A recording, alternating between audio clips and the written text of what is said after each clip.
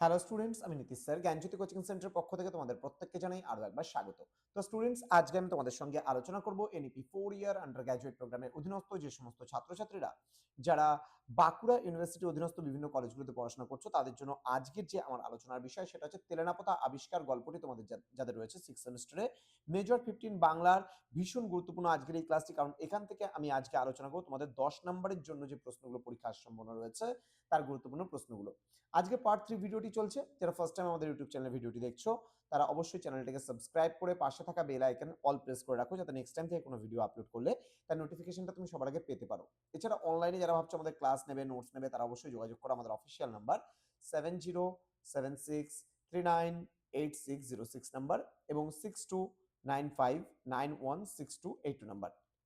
দেখো, এর আগে আমি আলোচনা করেছিলাম 2 নম্বরের প্রশ্নগুলো, তোমরা একবার দেখে নিতে পারো, স্ক্রিনশট করে নিতে পারো। ঠিক আছে, 5 নম্বরের প্রশ্নগুলো পার্ট 2 তে আলোচনা করেছিলাম, সেটাও একবার দেখে নাও। এবং সর্বশেষ আজকে পার্ট, যেটা হচ্ছে 10 নম্বরের পার্টগুলো, সেগুলো নিয়ে একটু আলোচনা করবো। 10 নম্বরে কোন কোন প্রশ্নগুলো পড়া তোমাদের উচিত। কিন্তু তার আগে তোমাদের একটু কোর্স ফিটা বলে দিই। 1199 টাকা পুরো সেমিস্টারের কোর্স ফি থাকে, কিন্তু এখন আমরা সম্পূর্ণ বিনামূল্যে দিচ্ছি। মাত্র 99 টাকা দিয়ে তুমি যদি রেজিস্ট্রেশন করো, পুরো নোটসপত্র সমস্ত কিছু যা কিছু আছে ফ্রিতে পেয়ে যাবে। তো সময় নষ্ট করো না, আজই যোগাযোগ করবে আমাদের অফিসিয়াল নাম্বারে, স্ক্রিনে দেওয়া রয়েছে। চলো, প্রথম প্রশ্ন। প্রেমেন্দ্র মিত্রের তেলেনাপোতা আবিষ্কার গল্পটি বাস্তব নাকি স্বপ্ন? গল্পের গঠনশৈলী ও আবহ বিশ্লেষণ করে তোমার মতামত কিন্তু দাও। নেক্সট, তেলেনাপোতা আবিষ্কার গল্পের নামকরণের সার্থকতা বিচার করো। এই আবিষ্কার শব্দটি এখানে কোন অর্থে ব্যবহৃত হয়েছে? নেক্সট, যামিনী চরিত্রটি বিশ্লেষণ করো। তেলেনাপোতার একঘেয়েমি ও অন্ধকারের মাঝে যামিনী কিভাবে এক উজ্জ্বল অথচ করুণ প্রতিচ্ছবি হয়ে উঠেছে তা আলোচনা করো।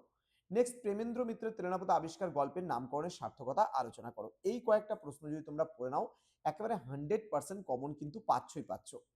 তো তোমাদের এই প্রেমেন্দ্র মিত্রের যে শ্রেষ্ঠ গল্প রয়েছে সেখান থেকে আমার তেলেনাপোতা আবিষ্কার হয়ে গেল দেওয়া। এরপরে কিন্তু আর দুটো গল্প তোমাদের বাকি থাকছে সিলেবাসে, মহানগর এবং সাগর সঙ্গমে, এবং তারপর ধারাবাহিকভাবে আরো যে বিষয়গুলো বা গল্পগুলো রয়েছে সেখান থেকেও কিন্তু প্রশ্ন তোমাদের জন্য আসবে।